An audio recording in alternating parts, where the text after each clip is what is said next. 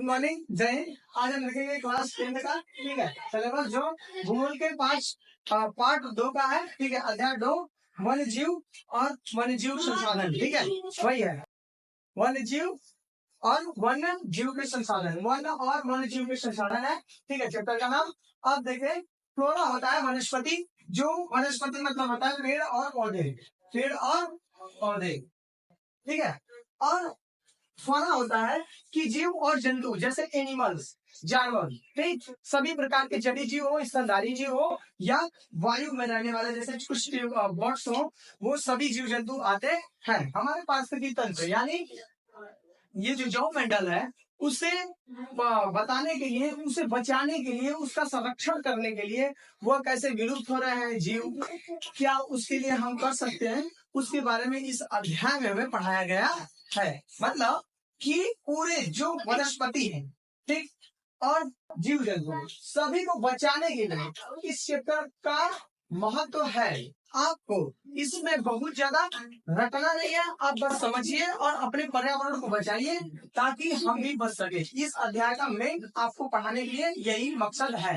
जो भी आपको भूगोल पढ़ाया जाता है इसी बेसिस पर पढ़ाया जाता है कि आप इस जनसंख्या को कम करिए, जनसंख्या चैप्टर में इसमें आपको पर्यावरण को बचाने के लिए ऐसा पढ़ाया जाता है कि आप पर्यावरण से दोस्ती करें और उसे बचाव के लिए जितना सहयोग करें, ठीक।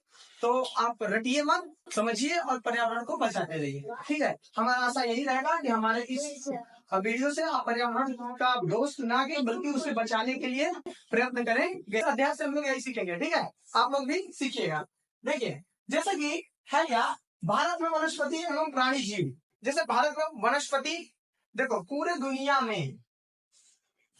का बात कर रहे हैं, चाहे वो वो अमेजन जंगल हो, सभी के बेसिस पे हम बात कर रहे हैं, ठीक है। यहाँ में सबसे ज्यादा जीव और वनस्पति के प्रजाति पाए जाते हैं कहाँ पे, भारत में। भारत में वनस्पति मतलब पेड़ की जो प्रजाति होते हैं, जैसे आम, नीम, महुआ होता है ना, पूरे देश में, जैसे कि अमेरिका में इतना प्रजाति नहीं जितना हमारे यहाँ, ठीक। अमेरिका में उतने जीव जंतु की प्रजाति नहीं जितना हमारे यहाँ है। हमारे यहाँ तो कुछ ऐसे हुए हैं जिनका अभी नाम, जिसका खोज नहीं हुआ, डिस्कवरी नहीं हुआ आज तक, ठीक है। इतने हमारे यहाँ जीव जंतु है। जैसे कि उड़ीसा का दलदली इलाका, उड़ीसा का दलदली इलाका, वहां पे आप जाएंगे, जितने भी अभ्यारण्य दिखेंगे, अभ्यारण्य हो या राष्ट्रीय नेशनल पार्क हो, ठीक है, राष्ट्रीय या नेशनल पार्क हो, ठीक है, तो वहां पे आपको दिखेंगे दलदली क्षेत्र में कुछ। तो इसी इकोलॉजी सिस्टम को या पारिस्थितिकी तंत्र को मेंटेन करने के लिए ये अध्याय बनाया गया है, ठीक, समझ रहे हो, ठीक है।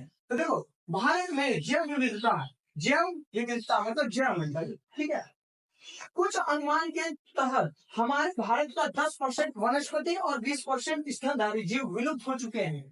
क्या हो चुके हैं? विलुप्त। 10% पेड़ पौधे के प्रजाति विलुप्त हो गए और 20% जीव जंतु जैसे गिद्ध, सुने हैं, देखे तो नहीं है, सुने हैं ना गिद्ध।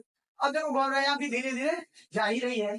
कुछ ऐसे प्राणी हैं जो विलुप्त होने के कगार पे हैं, कुछ ऐसे प्राणी हैं जो विलुप्त हो चुके हैं, और कुछ ऐसे प्राणी हैं जिनकी संख्या बहुत ज्यादा बढ़ रही है, जिसकी जनसंख्या बहुत ज्यादा बढ़ रही है। तो उसको मेंटेन करने के लिए जो बढ़ रहा है उसे कम करेंगे और जो घट रहा है उसे मेंटेन में लाएंगे, यही हमारा काम है, ठीक। और पेड़ों में भी जैसे कुछ पेड़ ऐसे हैं बहुत ज्यादा बढ़ रहे हैं, जैसे शीशम, देख रहे हैं शीशम उत्तर भारत में बहुत ज्यादा बढ़ रहा है। दक्षिण भारत में नारियल ले लीजिए, बहुत ज्यादा बढ़ रहा है ना, है कि नहीं। दक्षिण भारत में आप देखेंगे तो नारियल का तेल कढ़ाई में मतलब सब्जी बनाने के लिए उपयोग किया जाता है, ठीक। तो नारियल का तेल बहुत ज्यादा उपयोग होता है हर स्थान पे दक्षिण भारत में, ठीक। तो इसी को मेंटेन करने के लिए ये सिलेबस बनाया गया। जैसे उदाहरण के लिए चीता, गुलाबी सिर के बत्तख, गुलाबी सिर के बत्तख देखे हैं? नहीं। अभी काला हिरण है जो राजस्थान में पाया जाता है, वो अभी विलुप्त होने के कगार पर पहुंच गया है, ठीक।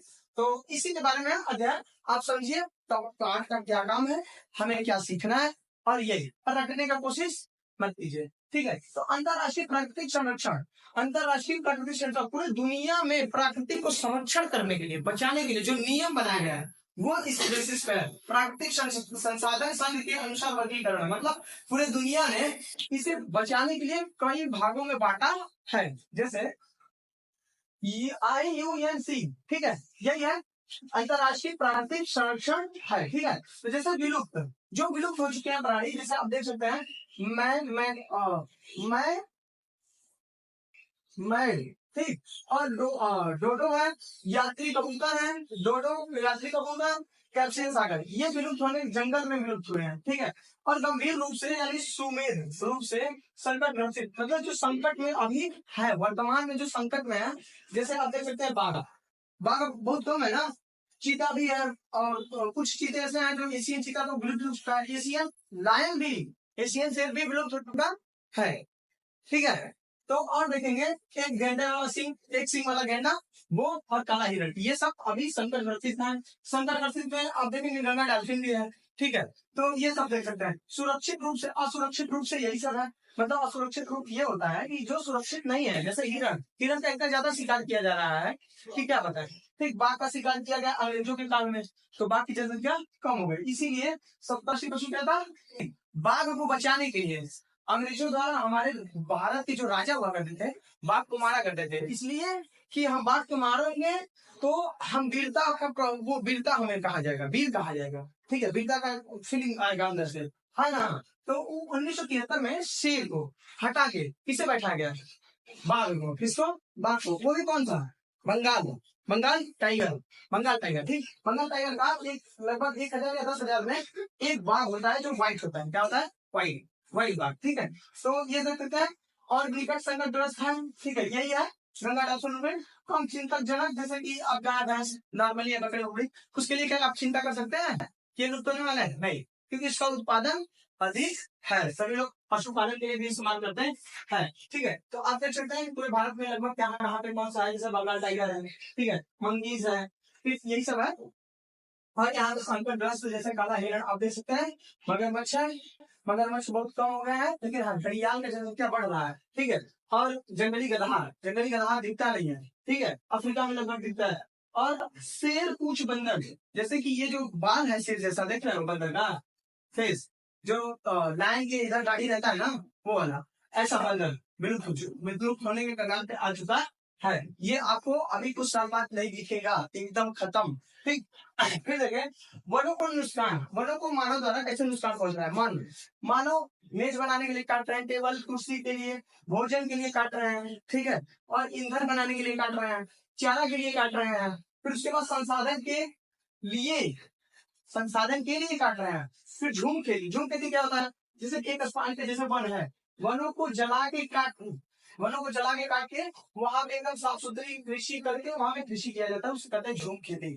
फिर वह एक स्थान से दूसरे स्थान पे फिर जंगलों को काटेंगे, ये काटते कौन है, जैसे जनजाति लोग, भारत के जनजाति लोग, ठीक है, इसे झूम खेती कहते हैं, और स्थानांतरण कृषि भी कहते हैं। परियोजना, परियोजना मतलब होता है किसी नदी में बांध बनाना, किसी नदी के जल को रोक देना, बांध लगाना, ठीक है, वो परियोजना। बांध बनाने के लिए पहले राजा महाराजा वो लकड़ी काट के बनाते थे, ठीक है। फिर खनन द्वारा, कहीं पे खनन होगा, जैसे कि यहीं पे लोहा मिल जाए, लोहा का खदान, तो हम यहाँ जंगल है तो सबको काटेंगे, फिर खनेंगे ना। तो आज देखिए छत्तीसगढ़ में वहां पे जंगल को काट के वहां पे खदान बनाया गया है, ठीक। आगे देखिए जैव विविधता कम करने के कारण, जैव विविधता को हम लोग कम करने के कारण, जैसे जानवरों का आखेट मतलब शिकार करना, जैव मंडल को कैसे कम किया जा रहा है, जानवरों का शिकार किया जा रहा है, तो जैव मंडल कम होगा कि नहीं, जैव मंडल में हमारे पर्यावरण में जानवरों की कमी होगी कि नहीं शिकार करने से, ठीक। वनस्पति की कटाई, पेड़ों का कटाई होगा कि नहीं, तो उससे हमारा जैव मंडल खराब रहेगा क्या, अच्छा खराब रहेगा ना, समझ रहे हैं। सभी प्रकार की पर्यावरण प्रदूषण, जैसे जल प्रदूषण, वायु प्रदूषण, ठीक है, ध्वनि प्रदूषण, है ना, ठीक है, ये प्रदूषण भी हमारे पर्यावरण को दिक्कत करता है, ठीक है। फिर जंगल वनों की में आग लग जाना, आग कैसे लगता है, कई टहनियां रगड़ के आग लगने का कारण बनती है, ठीक। आगे देखें, और जंगल में आग कैसे बुझाया जाता है, आग को आग से बुझाया जाता है, पानी से भी बुझाया जाता है, ठीक है।